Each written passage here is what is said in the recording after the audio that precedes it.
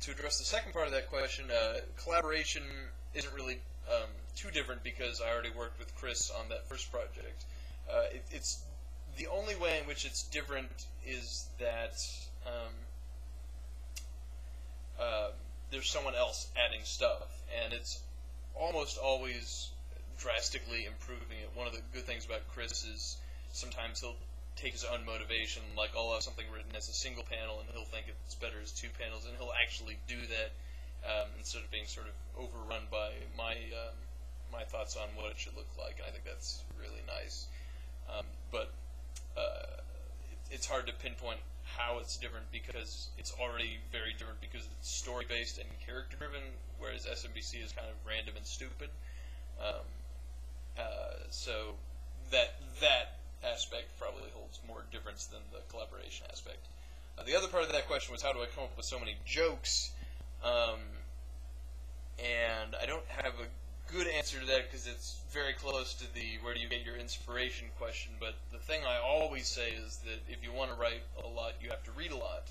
So on an ideal day, I hopefully spend 8 to 12 hours reading, either fiction or history or science or math, but something that exercises your brain and puts new information in your head. I don't usually do comics based strictly on things I'm working on. Occasionally I do. But I do find that maybe 2 weeks after I've read a book, I end up doing jokes that seem eerily related to it. Like I read a book on the Essex, which was a ship, I believe, in the 1860s, a whaling ship that had sank, and there were people on these little boats who ended up having to eat each other and almost starved to death. Most of them did starve to death. And then about a week or 2 weeks later, I was doing jokes about castaways on islands and people sailing. So I don't know exactly what my point there was, but my point is read a lot. If I ever find that I'm running out of good ideas, it's usually because I haven't been reading enough.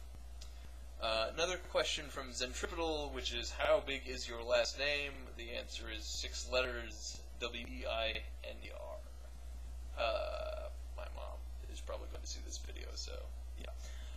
Zentripetal also asks, are the creators of Cyanide and Happiness as effed up as their comics? Wikipedia says you met them. I've actually only met Rob in person. The other 3 guys I've had some emails and twitterings with, but the only one I've met in person is Rob. And I think you'll find this is true of almost all artists who draw crazy stuff, like really screwed up, dark, weird stuff. They're usually very normal, quiet, shy people. And I think part of that is because having not experienced some awful things, it's easy for people like us to laugh at them. And I definitely find that as I meet more people and meet more people who have experienced bad things, I get less likely to address certain topics. Like, as an example, I don't do cancer jokes anymore. Very early on, you might have seen me doing some jokes related to cancer. I no longer do those. And a big part of the reason is because I did one where there was this joke where a doctor was making light of a woman having colon cancer, and then so I went to a forum and I said, hey guys, is it over the line to have colon cancer jokes? And almost immediately a guy posted back with, my mom died of colon cancer. And I was like, well, that's the answer to that. So anyway, my experience with the Cyanide and Happiness guys is they're all extremely polite, nice guys, so I hope that's not disappointing, but they're, much like most comic artists, basically regular guys who happen to be very good at writing jokes and drawing comics. The next question is from Bong Farmer, who asks, how did you get started? I'm not sure exactly what that means, but if you mean when did I first start doing comics, the answer is probably, I think, around 1998, when I would have been in 10th grade in high school. I started doing a comic that was actually called Saturday Morning Breakthrough with my friend James Ashby, with whom I now work on Snowflakes. And he left for college, and I ended up just sort of taking over. And it was just this comic that is now the sort of most cliche stereotype thing in webcomics, which is, I think it was three guys who were friends and roommates who get into misadventures and are kind of sexist and stupid. Now that's, I guess, every comic on the internet. So happily, I eventually switched to single panel. However, if you mean how did I get started doing this as a living, that's a little trickier. I think I first had the idea that I could make a living at it when I had about 10,000 daily readers, roughly, and even then it was kind of a scrimp. I understand there are people who actually have less than that who probably make more money than me, but there are particular things I think about my business model, my style of comic, that don't lend themselves to having this as a full-time job. So I think I've really only managed to do it by brute force of audience, thanks to communities like Reddit. So I'm not sure what the question was, but I've given two answers. Hopefully one of them was right. The next one comes from Sure Bondi. Do you actually draw comics in the nude? Which is kind of an insulting question I'm not going to answer. Also, what's the general technical process undergone for each comic? Do you do a rough sketch before churning it out on your computer?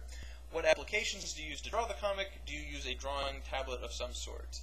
Okay, the general technical process isn't terribly technical. I just get a non-photo blue pen, which some of you may know is a pen that doesn't show up under scanners. I think because of its intensity range, but I don't really know.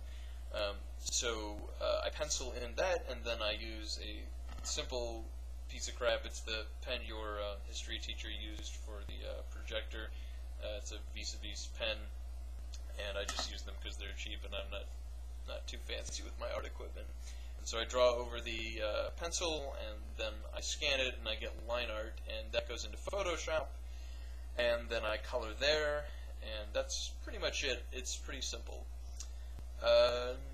Yeah, so the application I use is Photoshop, and I do not use a tablet. I actually got a tablet a few years ago, and I think there might actually be a couple experiments that I did with it.